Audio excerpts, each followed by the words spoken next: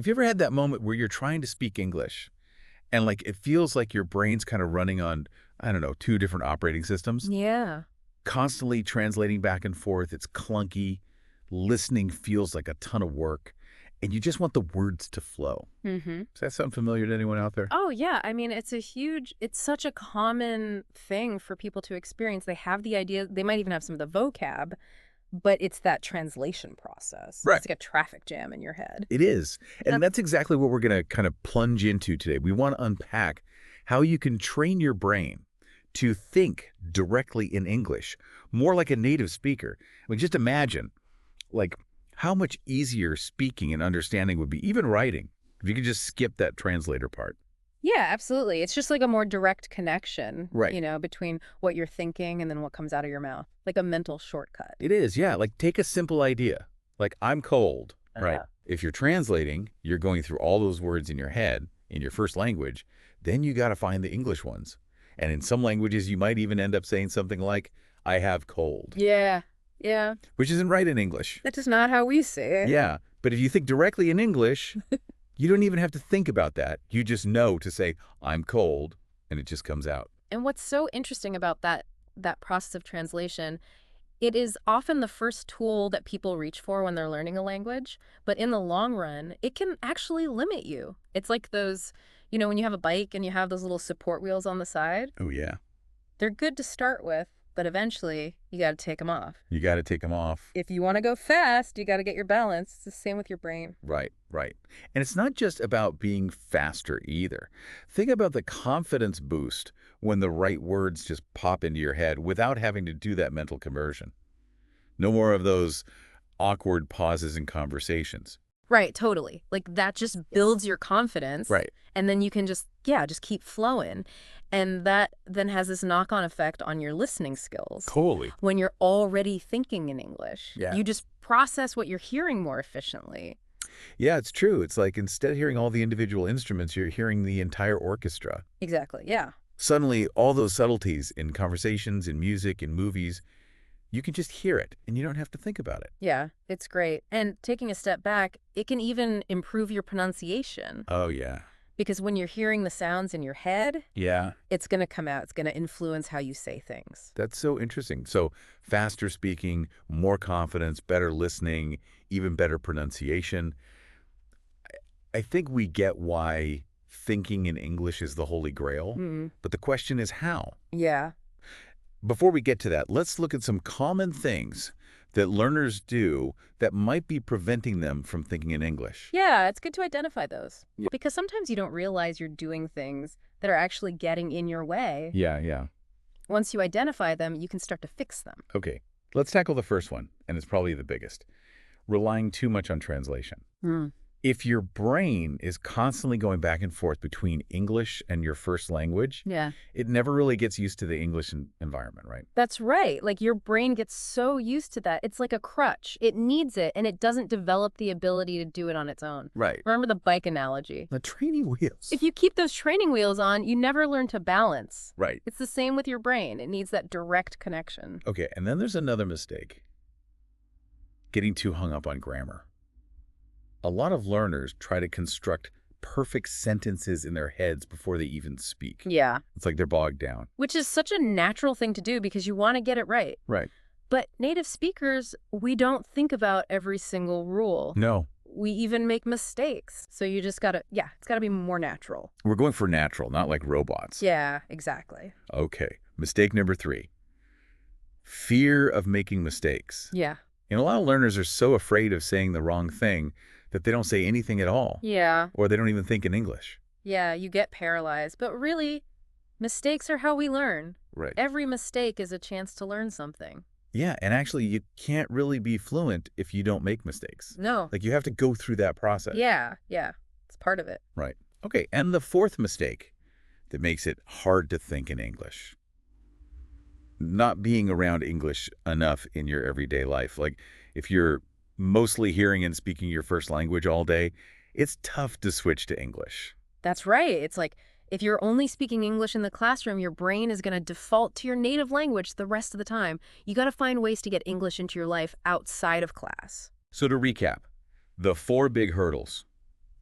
overusing translation, getting stuck on grammar, being afraid to make mistakes, and not getting enough English in your life. Yeah. So now let's talk about the fun part.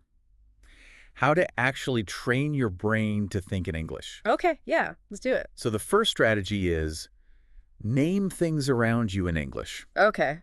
This sounds simple, It is. but it really works. It is. It's a good starting point. Just look around you, name everything you see in English. It just helps your brain to connect the object with the word without having to translate. So if you're in your living room, you might think couch, table, lamp, TV, like that. Exactly. Okay, and then you can take it a step further and describe actions that go with the object. Okay. So yeah. instead of coffee, you might think, I'm drinking coffee from a mug, Mhm. and it's hot or cold or whatever, Right. and that starts to get you thinking in sentences. Yeah, and it helps you remember the words better, too. Right, brings it to life. Yep.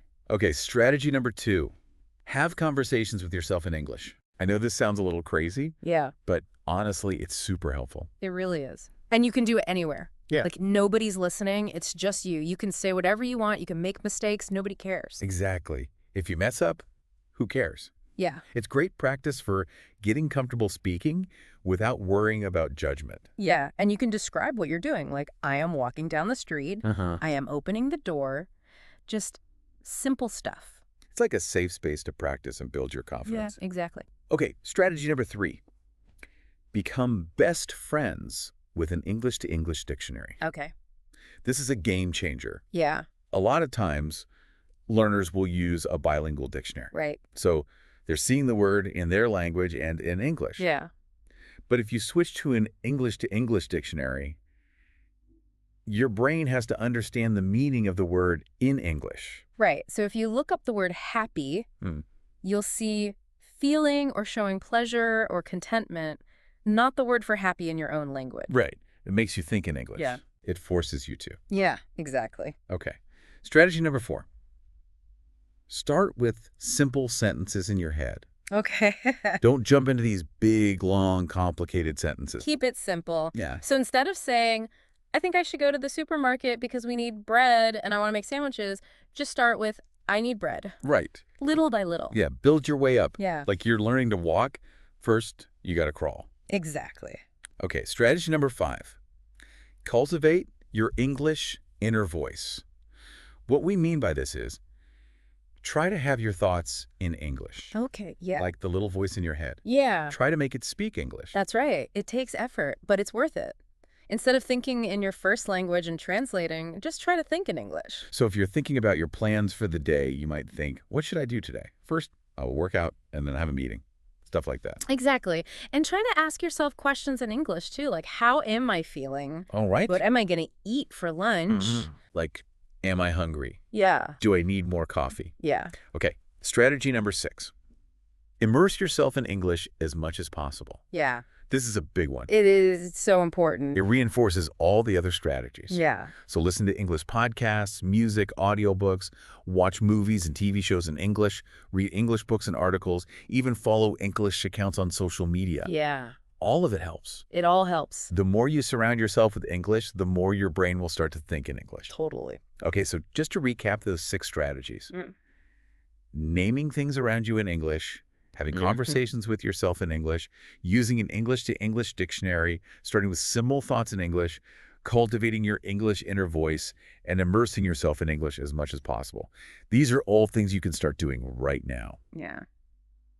Okay, Julia, we've given our listeners a lot of strategies, but how can they make these into daily habits? Yeah, you got to practice regularly. It's like exercise. Yeah. So what are some daily exercises people can do? Okay, so first, start and end your day with English thoughts. As soon as you wake up, think about your day in English. Like, what day is it? What do I have to do today? Okay. And then at night, before you go to sleep, review your day in English. Like, what did I do today? Did I achieve my goals? Right. It's like bookending your day with English. Exactly. Okay, next exercise. No translation for at least 30 minutes a day. Okay. Yeah, This is hard, but it's so effective. it is. For those 30 minutes, just commit to thinking only in English, no translating, even if you don't know a word. Yeah, and it's okay if you slip up. Just try your best. Right, like don't beat yourself up. Yeah. Okay, next exercise. Talk to yourself out loud in English for a few minutes each day. Okay. We talked about this before, but now we're saying, say it out loud. Yeah, it helps your brain to connect the thoughts with the sounds. Yeah. You can describe what you're doing like, I am brushing my teeth. Right. I am making dinner. Right. I am going for a walk. Okay, another good exercise is to use English while you're doing simple activities, Okay, yeah. like cooking or cleaning. Yeah, things that you do automatically. Right. While you're doing those things, just think about them in English. So if you're cooking, you could think, I'm chopping vegetables, I'm stirring the soup, I'm setting the table. Right, and if you're cleaning, you might think, I'm washing the dishes, this water is so hot, and I'm going to dry the dishes with this towel. Yeah, exactly. And finally, keep a simple English journal. Write down your thoughts, your goals, what happened during your day, all in English. Yeah. Don't worry too much about grammar, just focus on expressing yourself. It's more about getting the thoughts out there in English. Right, so to recap those daily exercises, Yeah. start and end your day with English thoughts, no translation for at least 30 minutes, talk to yourself out loud in English, use English while you're doing other things, and keep a simple English journal.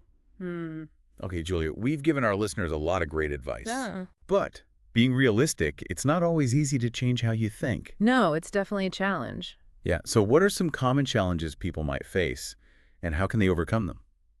Okay, so one common challenge is that we tend to think in our first language automatically. It's a habit.